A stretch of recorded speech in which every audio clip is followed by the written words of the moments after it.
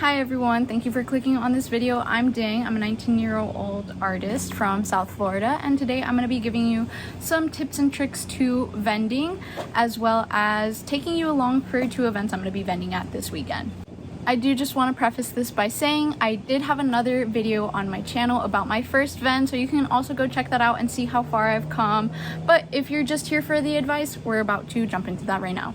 So first things first, there are some things that are pretty logical as a vendor to bring, such as table, chairs. Other things that might be helpful if you're selling clothes would be a rack with hangers, and always you're gonna need some lighting, extension cords. That's really if you're setting up in a dark venue. But yeah, personally for lighting, I like to use this sphere. It lights up different colors. Obviously, because I'm in the sun, it's not gonna work right now, but it's a good way of attracting people. As far as actually lighting my work, it is a little difficult to see things with that, but that's also another thing I gotta fix. I feel like my lighting could be better, but a flashlight works for now. Now that we're through with the absolute basics and of course bringing in your merch, here are some things you might have not considered, such as a tablecloth. I personally like using this bright blue and green one. I'll drop a picture here. Even if people are walking by my table and they don't see exactly what my merch is yet, they can get the vibe I'm going for just by seeing my tablecloth. And I like using a long one that covers up to the front of my table, because then I can also stuff things under and keeps my space clean. So on to the next tip.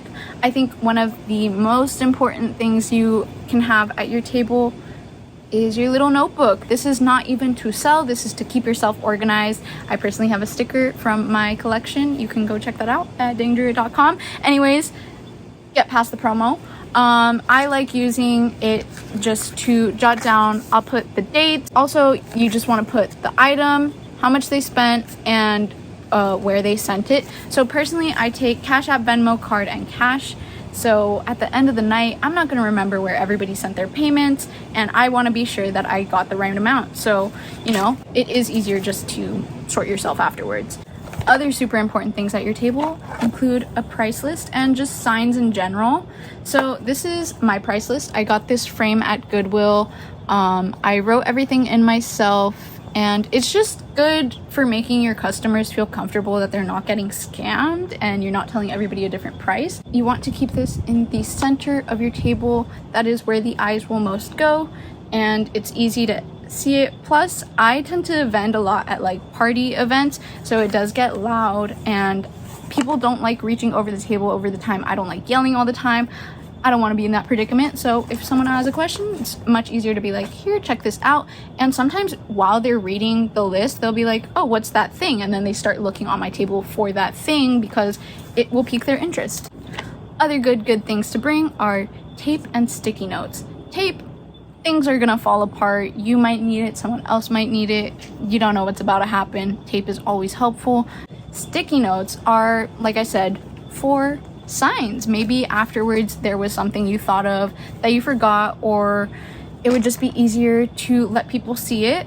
So yeah, just bring sticky notes in case anything pops into your head, or it's just easier to communicate that way throughout the event. Now, to think about things from the customer's perspective, when you're going to an event, and let's say it's just a party, you're not even going specifically to a market, you don't want to have to babysit your bag and your merch and your purchase all night.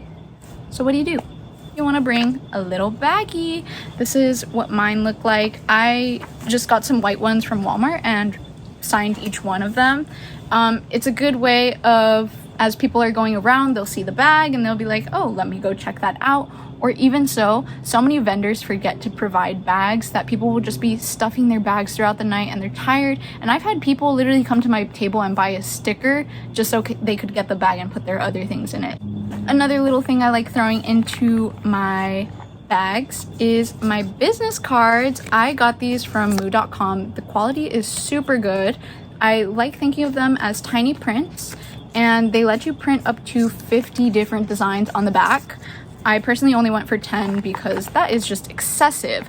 But as an artist, I think this was the best option I could have made because it's so high quality and it is really a memorable way of showing your work. When I went to my first event, I thought business cards were relevant, but I promise you. If you're vending in person, they are relevant. Now, getting into a little more niche stuff if you're just an artist, is you want to get a binder for your prints. This will definitely condense your table space. If you had them stacked up, then people have to like filter through it. They might want to spread it out, lay it on top of other things, and then there's blocking stuff that somebody else might have been looking at. Not to mention, the covers just keep your stuff clean. So, you know, at these events, maybe they'll have a food vendor. Someone's like, no. You don't want them touching your work like that. Get your covers. I only just started doing this, but best idea. I saw someone else doing it at another event. I can use my sticky notes and put one over here and be like, if you like any of these, feel free to ask about larger sizes. I'll usually have like a couple of larger sizes on my table just so people can get a feel, but you know, there's no point in having it take up all that space. Lastly, a little random note I wanted to drop in is, I did mention before, I use a square reader. You can get those for free. I'm gonna drop the link here if I find it. If not, sorry. But yeah, that really brings me to the end of my advice, and in the next part I'll just show you all my prepping. So for this day, I just had to go and buy a canopy, but I also wanted to ship this order out at the same time, so I just ran that errand before going. That was about it. Hi guys, today is Friday. I know it's been a while since I last recorded for this video, but it's been a crazy week for other reasons. I had my clothing drop and I got invited to be a part of this big gallery show. This is like the first time I do something of this magnitude, so I'm really excited. But you are here for vending, so let's get into that. Today I'm just gonna be packing and I'll show you how I prepare for that and the things I have to keep in mind. Well, first things first, let me show you what is in this basket that I've already had packed. Since I was doing a bunch of shoots this week for my clothing drops, I've just been carrying on this basket and I've had it just ready. Here is where I keep my large format prints. Like I mentioned earlier in the video, I have my bigger prints in a binder so people can flip through, and I just keep these behind the table with me. These are what my bags look like, and yeah, like I said, this whole box is just filled with clothes. Super simple. I've also got my tablecloth, and of course, some hangers. I leave my rack in my car like all the time because I really only use it for events. There's no point in keeping it in my room.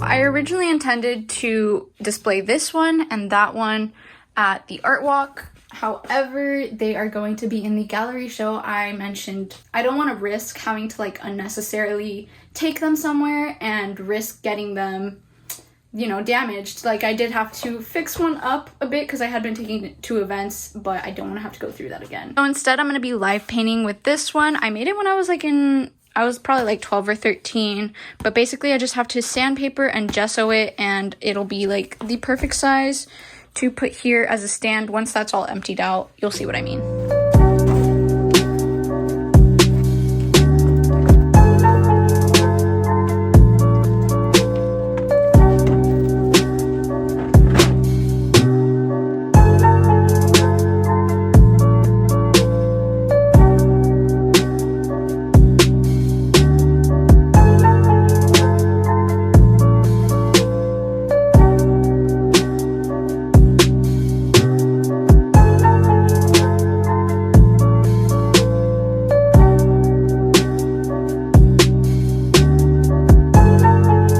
What my final table setup looks like. I like to keep all my clothes on one end, prints in the middle in a binder so it's easier to flip through. I have a few of the larger ones out just to get an idea of the size.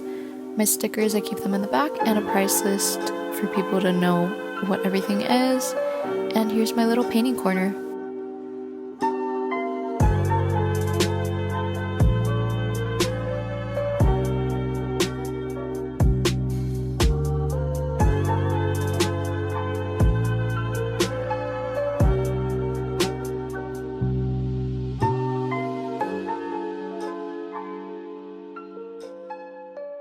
Hi guys, it is now Sunday morning. I am getting gas right now at Costco, so there's like a long line, but I am just admiring my painting while I wait. Today should be exciting. I'm just gonna finish up that painting.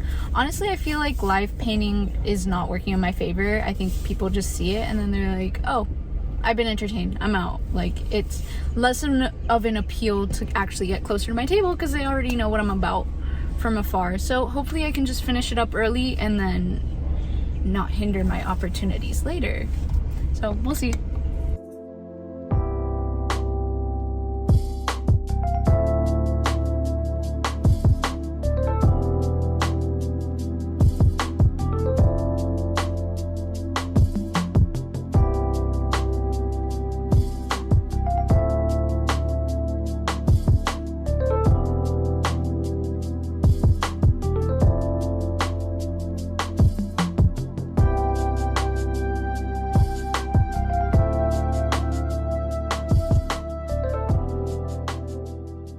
I forgot to record this when I was there, but I finished, and look at how good it looks right next to this other piece I did.